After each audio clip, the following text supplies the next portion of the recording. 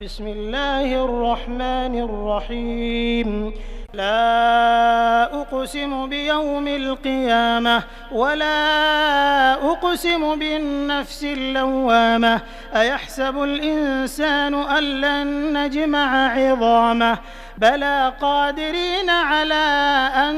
نسوي بنانه بل يريد الإنسان ليفجر أمامه يسأل أيان يوم القيامة فإذا برق البصر وخسف القمر وجمع الشمس والقمر يقول الإنسان يومئذ أين المفر كلا لا وزر إلى ربك يومئذ المستقر ينبأ الإنسان يومئذ بما قدم وأخر بل الإنسان على نفسه بصيرة ولو ألقى معاذيره لا تحرك به لسانك لتعجل به إن علينا جمعه وقرآنه فإذا قرأناه فاتبع قرآنه ثم إن علينا بيانه كلا بل تحبون العاجلة وتذرون الآخرة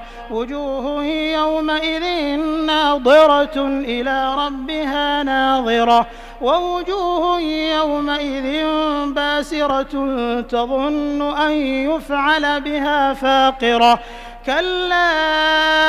إذا بلغت التراقي وقيل من راق وظن أنه الفراق والتفت الساق بالساق إلى ربك يومئذ المساق فلا صدق ولا صلى ولكن كذب وتولى ثم ذهب إلى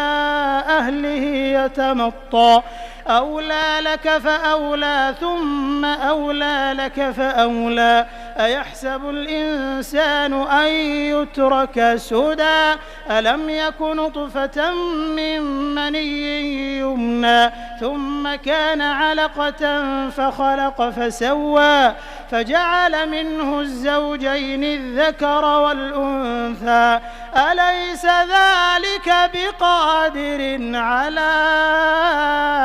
أن يحيي الموتى